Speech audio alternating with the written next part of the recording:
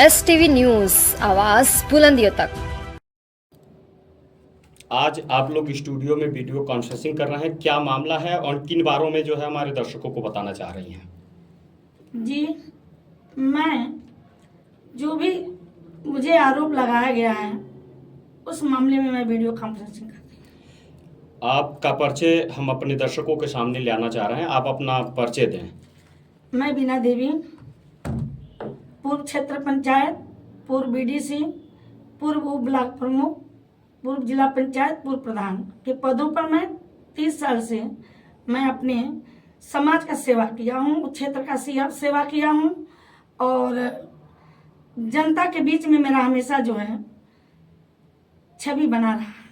जैसे मैम आप CM के क्षेत्र के ग्रामीण क्षेत्र में हैं इस समय, तो मतलब आप काफ़ी सालों से जो है कि आप राजनीतिक कैरियर में रही हैं और बहुत सारी आप जो है अन्य पदों पर जो है विभिन्न पदों पर आप जो है सुशोभित रही हैं। तो मतलब क्या आपकी इस तरह की चीज़ें रही हैं कि आपके ऊपर किस तरह का आरोप लगाया गया है और क्या राजनीतिक कैरियर में आपकी छवियों को धूमिल करने की एक साजिश रही है? आरोप लगाया गया है, जो आरोप लगाया गया है सर, वो आरोप सारे गलत हैं और मैं ये बताना चाह रही हूँ कि मैं आगामी चुनाव आने वाला है, मेरी तैयारी जोरों से तैयारी चल रही थी। मैं होर्डिंग बैनर सब हमने लगवा दिया था और इसमें जो है बड़े दमखम के साथ जो है मेरी तैयारी थी, लेकिन जो भी हमारे कुछ लोग मेरे चुनाव को लेकर के मेरी छवि को, मेरी प्रतिष्ठा को धूमिल करने के लिए कोशिश किया जा रहा है। अच्छा मैम, एक चीज़ बताइए, मतलब आपके काफ़ी आपकी नाम चर्चित हैं, आप जो है पूर्व जिला पंचायत सदस्य भी रही हैं, उसके बाद भी जो है आप गगहा के उप प्रमुख भी रही हैं और ग्राम प्रधान भी रही हैं। बहुत सारे क्षेत्रों में आपने काम किया है और काफ़ी पुराने तरीके से जो है कि आप राजनीतिक को बहुत अच्छी तरीके से पहलू से आप जमीनी नेता हो बन करके आपने जो है बहुत अच्छी तरीके से अपना एक कैरियर को आगे बढ़ाने का कोशिश किया है। तो कहीं में कहीं ये लग रहा है कि जो आपकी छवियों को धूमिल करने की साजिश आपके द्वारा जो बताई जा रही है कि साजिश किया जा रहा है, तो क्या ये लगता है कि मतलब आप इस साजिश में शामिल थी या नहीं थी? क्या कहना चाहेंगे आप हमारे दर्शकों को? इस साजिश में मैं शामिल नहीं थी। मेरा मार्केट है हाटा बाजार जो है, मैं हाटा बाजार से जा रही थी, मैंने भीड़ देखा तो मेरा एक फर्ज दायित्व बनता है कि जनप्रतिनिधि है तो मेरा रुकना भी फर्ज बनता है, पूछना फर्ज बनता है कि क्या हो रहा है यहाँ पर। कुछ लोगों ने, लोकल यूट्यूबर जो लोग हैं, वो मेरे बिना बताए जो है वीडियो बना लिया। मैंने इस चीज़ को समझ नहीं पाई कि हम समझे कि कोई मजाक ही हो रहा है मेरे साथ, और उसको वायरल कर दिया गया। और ये ज़्यादा मेरे परिवार पर और मेरे रिश्तेदारों पर और मेरे क्षेत्रवासियों पर और मेरे ऊपर ज़्यादा असर पड़ा है कि मैं सबको, जनता को मैंने कैसे हैंडल करूंगी बताइए। अच्छा मैम, एक चीज़ बताइए, कहीं भी जैसे आपने एक जिक्र कहा है कि यूट्यूब में भी तो आपका वीडियो वायरल नहीं हुआ था, और रही बात किसी भी पेपर में भी आपका इस तरह का नाम अंकित नहीं हुआ था, तो कैसे माना जाए कि आपकी सामाजिक छवियां जो है धूमिल हुई हैं? पेपर में, दैनिक जागरण में, हिंदुस्तान में नाम अंकित किया गया था। 3-4 लोगों को मैंने नोटिस भिजवा दिया। तो जैसे ये भी तो हो सकता है कि भूल चूक के द्वारा जो है कि मान लीजिए किसी के नाम आ जाने से तो राजनीतिक छवियां तो इस तरह की खराब नहीं होती, लेकिन माना जाए कि मतलब आप जब उस कार्य में आप सम्मिलित नहीं थी, वहाँ से आप भाई क्षेत्र में आ रही थी, आपका कहना है कि हम आ रहे थे, तो इस तरह की चीज़ें हैं। जैसे एक आपने इसके पहले आपने एक वक्तव्य में दिया है कि मतलब हमारी राजनीतिक कैरियर को खराब करने की एक साजिश है, तो कहीं में कहीं हो सकता है कि आप, ये लग रहा हो विपक्ष पार्टी को कि आप जो है कि भाजपा से मिलकर के भी राजनीतिक अपना कैरियर आगे बढ़ाने की भी अपनी व्यवस्था बना सकते हैं। तो अन्य पार्टी भी तो आपके साथ इस तरह की थी कि जो पूर्व में तमाम पार्टियां क्षेत्र में रन कर रही हैं, उनकी भी तो इस तरह की साजिश हो सकती है कि आपको बदनाम करने की एक नया साजिश बनाई गई हो। इसके बारे में क्या कहना चाहते हैं? मैं तो भाजपा का ज़्यादा ही सपोर्ट करती हूँ। चुनाव जो आया था उसमें ज़्यादा ही सपोर्ट किया हमने भाजपा को, और भाजपा में ज्वाइनिंग करने के लिए अस्मिता चंद से मेरी बात हो चुकी थी, और मैं एक कार्यक्रम लगाने वाली थी मझगाँव में कि मैं एक बड़ा कार्यक्रम लगा के मैं अपना जो है भाजपा ज्वाइन करेंगे। और जो है अन्य पार्टियां जो हैं मेरे जो खिलाफ जो इस तरीके से मेरी छवि को धूमिल किया है, उन लोगों को मैं, माननीय मुख्यमंत्री जी हमारे जिले के हैं, मुझे ढंगी से, मुझे बखूबी से जानते हैं माननीय मुख्यमंत्री जी। मेरी छवि के बारे में मुझे बताना नहीं, अपने मुंह की सफाई नहीं देंगे, लेकिन मेरे मुख्यमंत्री जी से मैं अनुरोध करूंगी कि आपके जिले की ये मामला है, और ये छोटा मामला नहीं है, बहुत बड़ा मामला हो गया है और बहुत ही आगे बढ़ चुका है। मैं ये अपने मुख्यमंत्री जी से अनुरोध करूंगी कि इस पर ये बढ़िया से जांच करा करके, बाखूबी से जांच करा करके इस पर कार्रवाई करने की कृपा करें। जी, जैसे हमारे साथ स्टूडियो में मौजूद हैं डॉक्टर देवेंद्र सिंह बघेल, और यहाँ ये समाज सेवी भी हैं और काफ़ी चर्चित एक चेहरा है, हम उनसे वार्तालाप करेंगे। सर, आपका हमारे चैनल में स्वागत है। सर, एक चीज़ आप बताएं, जैसे आप जो है कि क्षेत्र पंचायत, पूर्व क्षेत्र पंचायत, जिला पंचायत के साथ में आप जो है कि प्रेस कॉन्फ्रेंस कर रहे हैं, तो क्या कहना चाहते हैं हमारे दर्शकों को और क्या बताना चाहते हैं? मैं पूरी बात को ब्रीफ कर दूं आपके सामने। जी। पिछले 35 साल का दमदार करियर रहा है इनका राजनीति का। जी। एक मामूली हरिजन समाज से उठी महिला, एकदम निचले पायदान से उठी महिला, जिला पंचायत सदस्य के रूप में अपने क्षेत्र का प्रतिनिधित्व करती है, और उस क्षेत्र का प्रतिनिधित्व करती है जब चिल्लू पार हुआ करता था। जी। और चिल्लू पार की अपनी एक दमदार छवि रही है पूरे प्रदेश में, और उस समय प्रतिनिधित्व किया जब चिल्लू पार का डंका बजता था। जी। इस प्रभाव से हमारे यहाँ हरशंकर तिवारी और का दबदबा हुआ करता था, और मायावती और मुलायम सिंह जी की सरकारें हुआ करती थी, और जिनका केंद्र बिंदु जो मुख्य हरशंकर तिवारी हुआ करते थे। जी। उसके बाद प्रधान रही हैं, जिला पंचायत सदस्य रही हैं, पूर्व उप ब्लॉक प्रमुख रही हैं। तो इतना होने के बाद भीमराव अंबेडकर के लिखे संविधान और नमो बुद्धाय का उद्घोष के बाद, जय भीम जय, उसके बाद भी एक हरिजन महिला के उन्नयन को आज समाज कहीं ना कहीं स्वीकार करने में अपने आप को पचा नहीं पा रहा है। कुछ रूढ़ी इस प्रभाव से हमारे यहाँ हरशंकर तिवारी और का दबदबा हुआ करता था, और मायावती और मुलायम सिंह जी की सरकारें हुआ करती थी, और जिनका केंद्र बिंदु जो मुख्य हरशंकर तिवारी हुआ करते थे।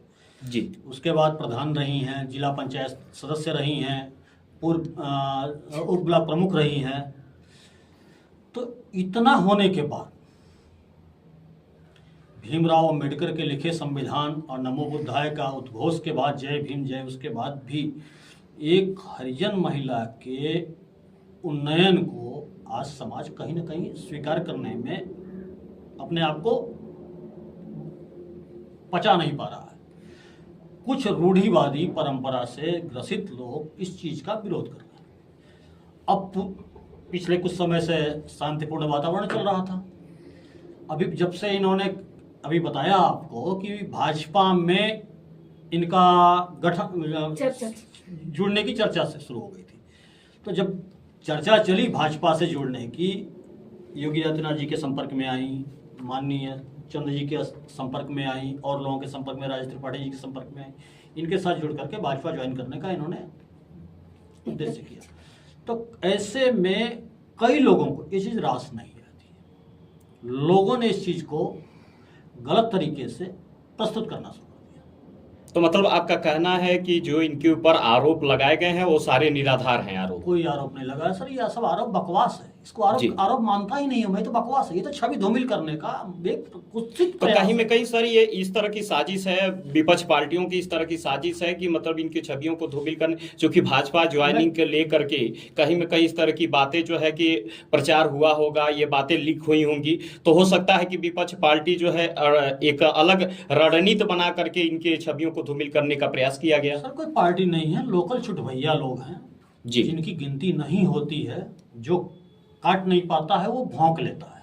जी तो ये भौंकने का कुत्सित प्रयास है। जिन लोगों ने इस काम को किया है उनके खिलाफ लीगल नोटिस जारी किया जा चुका है। जी। उसमें कुछ लोगों ने जवाब दिया है। उस जवाब देने में उन्होंने स्वीकार किया है कि हम गलत हैं।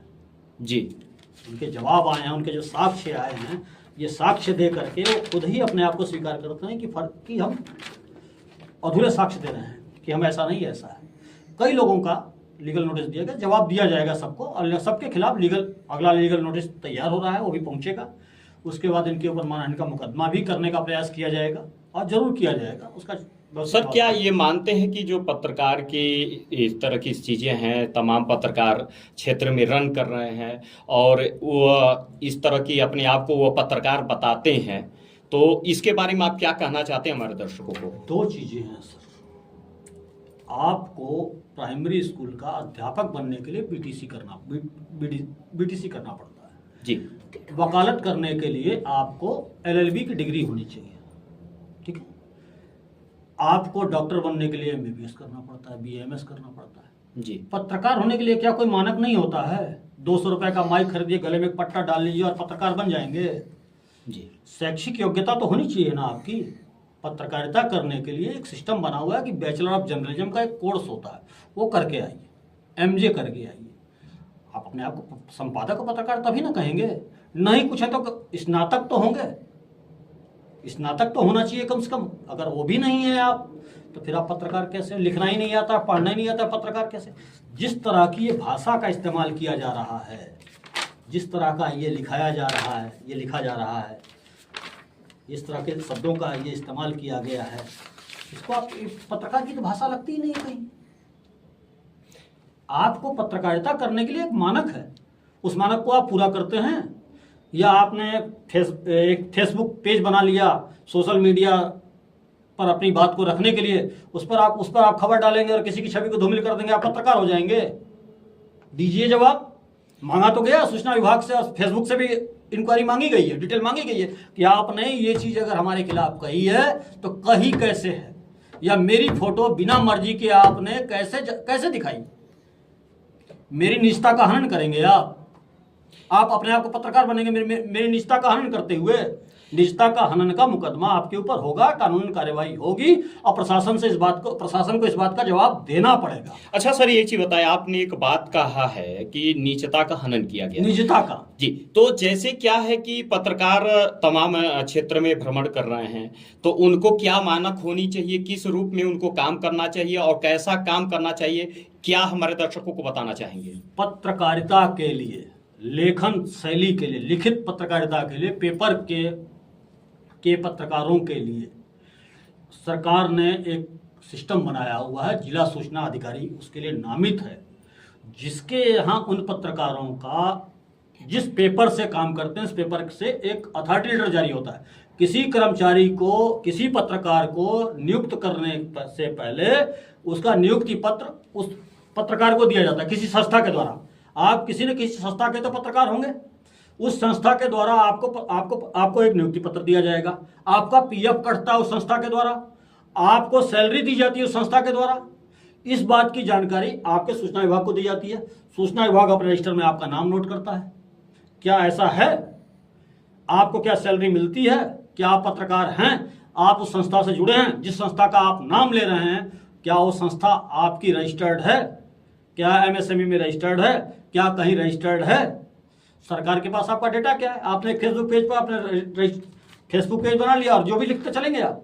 सर, एक माना जाता है कि जैसे हमारे क्षेत्र में 3 प्रकार के पत्रकार रन कर रहे हैं पूरे भारत में, तो ये माना जाता है एक सोशल मीडिया है, ठीक है, जिसको माननीय प्रधानमंत्री ने एक आदेशित के अनुसार जो है कि सोशल मीडिया एक सिस्टम बनाया गया है, भारत सरकार ने बनाया, ठीक है। उसके बाद एक जो है इलेक्ट्रॉनिक मीडिया रन करती है प्रत्येक क्षेत्रों में, और एक प्रिंट मीडिया रन करती है। तो सोशल मीडिया पर आप कुछ भी छाप देंगे बिना पुष्टिकरण के? सर तो जैसे क्या है कि एक इलेक्ट्रॉनिक मीडिया को जो माइक प्रोवाइड की जाती है, उनको जो है लाइव व्यू प्रोवाइड की जाती है, कैमरे दिए जाते हैं, तो चलेंगे आप? सर एक माना जाता है कि जैसे हमारे क्षेत्र में 3 प्रकार के पत्रकार रन कर रहे हैं पूरे भारत में, तो ये माना जाता है एक सोशल मीडिया है, ठीक है, जिसको माननीय प्रधानमंत्री ने एक आदेशित के अनुसार जो है कि सोशल मीडिया एक सिस्टम बनाया गया है, भारत सरकार ने बनाया, ठीक है। उसके बाद एक जो है इलेक्ट्रॉनिक मीडिया रन करती है प्रत्येक क्षेत्रों में, और एक प्रिंट मीडिया रन करती है। तो सोशल मीडिया पर आप कुछ भी छाप देंगे बिना पुष्टिकरण के? सर तो जैसे क्या है कि एक इलेक्ट्रॉनिक मीडिया को जो माइक प्रोवाइड की जाती है, उनको जो है लाइव व्यू प्रोवाइड की जाती है, कैमरे दिए जाते हैं, तो वो उस संस्था के ऊपर निर्भर करता है कि वह संस्था किस तरह पत्रकारों का चयन करके और फील्ड में उतार रही है। इसके बारे में आप क्या कहना चाहते हैं? देखिए, जो भी इस तरह का आपने कहा कि 3 तरह के पत्रकारिता के सिस्टम बन गए। प्रिंट मीडिया को ही सरकार आज तक सरकार जो है प्रिंट मीडिया के पत्रकारों को ही पत्रकार मानती थी जी। उनको ही अथॉरिटी लेटर चाहे उनको ही पास चाहे बाकी चीज़ें उन्हीं को जारी की जाती थी। मुख्यमंत्री माननीय योगी आदित्यनाथ जी की पिछली सरकार के बाद जो है इलेक्ट्रॉनिक मीडिया और सोशल मीडिया के पत्रकारों को भी पास और सिस्टम जारी किया गया जी। लेकिन जो संस्थाएं हैं, अभी आपने पिछले कुछ दिन पहले देखा होगा, जितनी भी संस्थाएं क्षेत्र में चल रही थी, जो भी पत्रकार चल रहे थे, सबका डेटा कलेक्शन हुआ है गोरखपुर में जी। थाने के माध्यम से हर हलके के दरोगा जी को बोला गया है कि आपके क्षेत्र में कितने पत्रकार कार्यरत हैं, उनका लिंक, आईडी और उनकी डिटेल, पर्सनल डिटेल वो लेके आइए। माल इकट्ठा किया गया, डेटा तैयार हो रहा है, छानबीन चल रही है। आप निजी उपयोग के लिए बनाए गए फेसबुक पेज पर आप किसी के बारे में कुछ नहीं लिख सकते। सर एक चीज बताएं, जैसे संस्थाओं के बारे में हमने आपसे मैं आ रहा हूं सर संस्थाओं के बारे में जी। और अगर यह संस्थागत है तो ये अगर ये किसी संस्था के द्वारा किया गया है तो हर संस्था को अपने कर्मचारी नियुक्त करने का अधिकार है। हर संस्था अपने कर्मचारी नियुक्त करती है, 1 आदमी, 2 आदमी, 4 आदमी, अपने मानकों के अनुरूप नियुक्त करती है, अपने मानकों के अनुरूप नियुक्त करेगी। हमको लोकल पत्रकार रखना है तो ग्रेजुएट रखेगी, क्षेत्रीय स्तर पर रखना है तो और बड़ा रखेगी, जिला स्तर पर रखना है तो और अनुभव तो कहीं में कहीं सर ये लग रहा है कि उस संस्था की भी तो इस तरह की गड़बड़ियां देखने को मिल रही है जी। उनका ये होने के साथ साथ उनका एक अनुभव और वेतनिक पर आप किसी मुफ्त में पत्रकारिता नहीं करा सकते हैं। आप किसी एम्प्लॉय को रखते हैं तो मुफ्त में नहीं करा सकते हैं, फ्री ऑफ कॉस्ट नहीं होता, उनको सैलरी देनी होती है आपको, तो सैलरी देते होंगे, सैलरी स्लिप भी तो देते होंगे। आपने अगर किसी को रिपोर्टर रखा है तो है ऐसा नहीं है, ऐसा नहीं होगा और नहीं है ऐसा। इस नोटिस का जवाब दिया उन्होंने, कहीं ऐसा जिक्र नहीं किया कि मैं ऐसा हूं और मुझे ऐसा मिलता है अवैतनिक। हाँ, स्वतंत्र पत्रकार भी आपने स्वीकार किया कि मैं पत्रकार हूं और फला चैनल से हूं, फला सिस्टम। स्वतंत्र पत्रकार अपने आप को नहीं कहा, स्वतंत्र पत्रकार हम अपनी लेखनी से लिखते हैं, हम लोग लिखने का अधिकार है जो। और फेसबुक और इस पर आप मुद्दे उठा सकते हैं, किसी के बारे में आप टीका टिप्पणी नहीं कर सकते हैं, लिख नहीं सकते। अच्छा श्रीपद, जैसे कि आपने कहा कि पूर्व में कि मतलब किसी के ऊपर टिप्पणी नहीं किया जा सकता है, तो ये सारी चीज़ें सही हैं, लेकिन कहीं में कहीं जैसे मान लीजिए कि रजिस्टर्ड, जैसे यूट्यूब का एक अलग जो है कि लोगों के दिमाग में भ्रम पैदा हो गया है कि यूट्यूब हम बना ले रहे हैं और बना करके माइक आईडी जो है कि बना करके और हम एक अलग पत्रकार बन जा रहे हैं। जैसे MIB में इलेक्ट्रॉनिक मीडिया MIB में रजिस्टर्ड नहीं है तो वह इलेक्ट्रॉनिक मीडिया नहीं मानी जाती है, ठीक है। उसके बाद आते हैं हम प्रिंट मीडिया पर। प्रिंट मीडिया जैसे उसका जो है RNI सिस्टम नहीं है, भारत सरकार में हम रजिस्टर्ड नहीं है, तो वो भी हम पत्रकार नहीं, वो पेपर वो लीगल नहीं माने जाते हैं। तो इसके बारे में क्या कहना चाहते हैं? यूट्यूब को क्या सलाह देना चाहते हैं कि सरकार मतलब यूट्यूबर को जो है कि किसी जगह पे किसी स्थान पे एक उनको जो है मान्यता दी जाए, इसके बारे में क्या कहना चाहते हैं? जब भी आप एक ईमेल आईडी बनाते हैं, आज की तारीख में मोबाइल लेंगे, कुछ भी लेंगे तो आपको ईमेल आईडी बनानी पड़ती है जी। तो कहीं भी जैसे आप ईमेल आईडी बनाएंगे वैसे आपका एक फेसबुक पेज बन जाता है, तो वैसे आपका जो है एक ट्विटर आईडी बन जाती है, वैसे आपका एक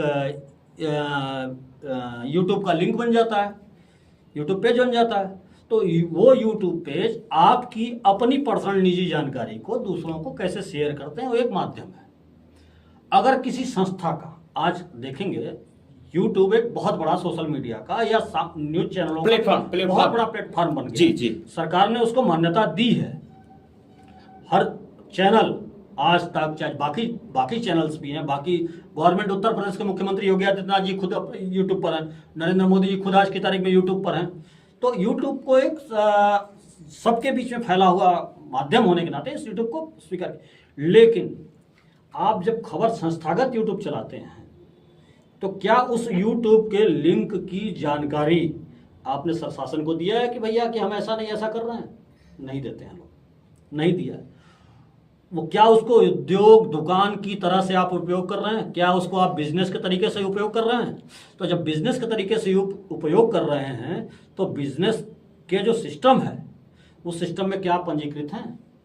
क्या आपने पंजीकरण किया? आपने नहीं किया है। सर एक चीज बताएं, आपने बड़ी अच्छी बात कही है, हम अपने दर्शकों को सीधा प्रसारण हम दिखाना चाहते हैं। जैसे आपने कहा कि यूट्यूब बनाया गया, साइट बनाई गई, फेसबुक बनाया गया, इंस्टाग्राम बनाया गया, ट्विटर हैंडल बनाया गया। तो जैसे यूट्यूब में आपने कहा कि हम अपने मोबाइल से यूट्यूब बना सकते हैं और उसकी लॉगिन करके हम जो है उसका लिंक बना सकते हैं। लेकिन कहीं में कहीं उद्योग आधार पर एक सिस्टम दिया गया है भारत सरकार के द्वारा कि उद्योग आधार पर आप जाकर के YouTube का रजिस्ट्रेशन करा सकते हैं। तो सर एक चीज आप बताएं, हमारे दर्शकों को आप क्लियर करें इस चीज को कि YouTube पर रजिस्ट्रेशन करा सकते हैं लेकिन उद्योग आधार उद्योग से ही संबंधित YouTube का रजिस्ट्रेशन हो सकता है, न कि वह प्रिंट मीडिया चाहे इलेक्ट्रॉनिक मीडिया का ही। न्यूज एजेंसी का एक ऑप्शन आता है जी, न्यूज एजेंसी का एक ऑप्शन आता है, उसके अंतर्गत वो चलता है, वो कर सकते हैं। लेकिन वहां आपको अपनी मेल आईडी देनी होती है, वो लिंक देना होता है। सर इसको तो आप कह रहे हैं कि वहाँ एक लिंक आता है, ऑप्शन आता है कि न्यूज एजेंसी की जाती है, लेकिन उस चीज को जो है सरकार नहीं मानती है। ठीक है, सूचना अधिकारी नहीं सरकार के द्वारा कि उद्योग आधार पर आप जाकर के YouTube का रजिस्ट्रेशन करा सकते हैं। तो सर एक चीज आप बताएं, हमारे दर्शकों को आप क्लियर करें इस चीज को कि YouTube पर रजिस्ट्रेशन करा सकते हैं लेकिन उद्योग आधार उद्योग से ही संबंधित YouTube का रजिस्ट्रेशन हो सकता है, न कि वह प्रिंट मीडिया चाहे इलेक्ट्रॉनिक मीडिया का ही। न्यूज एजेंसी का एक ऑप्शन आता है जी, न्यूज एजेंसी का एक ऑप्शन आता है, उसके अंतर्गत वो चलता है, वो कर सकते हैं। लेकिन वहां आपको अपनी मेल आईडी देनी होती है, वो लिंक देना होता है। सर इसको तो आप कह रहे हैं कि वहाँ एक लिंक आता है, ऑप्शन आता है कि न्यूज एजेंसी की जाती है, लेकिन उस चीज को जो है सरकार नहीं मानती है। ठीक है, सूचना अधिकारी नहीं मानता। इसके बारे में आप क्या कहना चाहते हैं? मानते हैं। ऐसे यूट्यूबर को क्या आप कहना चाहते हैं? वो देखिए यूट्यूब खबर जब आप चला रहे हैं तो खबर चलाने के लिए आपको कहीं ना कहीं तो रजिस्टर्ड होना पड़ेगा, सरकार को अपना डेटा देना पड़ेगा। आपका वहाँ आपका आधार कार्ड लगता है, पैन कार्ड लगता है, आपकी जानकारी आप तो मिल जाती है। भैया हम एडिटर हैं, चाहे हम मेन आदमी हैं, हम कोई भी हमारा आदमी गलती करेगा तो उसके जवाबदेह हम हैं। जवाबदेही कहीं ना कहीं निर्धारित होगी ना जी। गलती अगर मैं करूंगा तो मेरी जवाबदेही किसके प्रति है? मेरे सीनियर के प्रति होगी जी। तो उसके लिए उसका कुछ डेटा तो लेती है सरकार। और वो उद्योग आधार के रजिस्ट्रेशन को भी लोग मानने को कहा जा रहा है कि मानेंगे लोग। उसमें ऑप्शन अभी ये ऐड हुए हैं, इसी जिन ऑप्शंस का मैं बात कर रहा हूँ अभी ऐड हुए हैं, लेकिन उसमें भी क्राइटेरिया बना हुआ है, क्राइटेरिया बनी। आप आधी अधूरी जानकारी लेके काम नहीं कर सकते जी। आपको जानकारी होनी तो पूरी होनी, वकील होना तो पूरा वकील होना, अब कानून 4 पन्ने पढ़ के वकालत नहीं करनी। सर भारत सरकार ने एक जो है कि नियम लागू किया था कि यूट्यूबर की क्राइटेरिया को अलग कर दिया जाए, प्रिंट मीडिया की क्राइटेरिया को अलग कर दिया जाए और इलेक्ट्रॉनिक्स मीडिया को जो है अलग कर दिया जाए। ये आदेश जो है इस तरह के पारित हुए हैं सूचना विभाग में और इसके डेटा कलेक्ट किए जा रहे हैं कौन पत्रकार है कौन पत्रकार नहीं है। तो क्या ये लगता है कि फील्ड में जो हकीकत में ओरिजिनल जो पत्रकार क्षेत्र में चल रहे हैं, भारत सरकार से मान्यता प्राप्त पत्रकार, उनको काफी कठिनाइयों का सामना करना पड़ता है? इसके बारे में क्या हमारे दर्शकों को पिछला 6 महीना अगर आपने देखा होगा जी तो लगभग पत्रकारों की संख्या आधी हो गई है जी। जो 100 पत्रकार घूमते थे उसकी जगह पर 50 ही दिख रहे हैं। बहुत सारे माइक और आईडी गायब हो गई हैं जी। जब से थाने के माध्यम से गोरखपुर में उनका डेटा इकट्ठा कराया गया, बहुत सारे लोग गायब हो गए। कुछ नवोदित अति उत्साही लोग हैं जो त्याग कर रहे हैं और बहुत जल्दी अपना बलिदान भी देंगे। गलती तो कहीं ना कहीं होगी, जब ऐसी गलतियां होंगी तो चूक। सर ये गोपनीय खबर मिली है कि आप पत्रकार संघ के भी उसमें आप लीगल एडवाइजर हैं, तो क्या कहना चाहते हैं? पत्रकारों को क्या संदेश देना चाहते हैं? लीगल एडवाइजर तो मैं राष्ट्रीय पत्रकार संघ का राष्ट्रीय पर्यवेक्षक भी हूँ जी। मैं पत्रकारों के हितों के लिए तो लड़ता हूँ, बिल्कुल धुआंधार लड़ता हूँ। अभी आपको मैं बता दूं कि मुरादाबाद में जी एक पत्रकार के ऊपर एक खनन माफिया ने हमला किया था। संबंधित थाना अध्यक्ष ने उसको थाने में बंद करके पीटा था। उसने मेरे को फोटो लिया, फोटो भेजा कि मेरे को इस तरह बांध के मारा गया। मैंने बात किया संबंधित एसपी को, उसको न्याय नहीं मिला। 1 महीना हो गया, चौकी इंचार्ज लाइन हाजिर ही नहीं हुए, वर्दी उतार के घर बैठे हुए हैं पिछले 1 महीने से।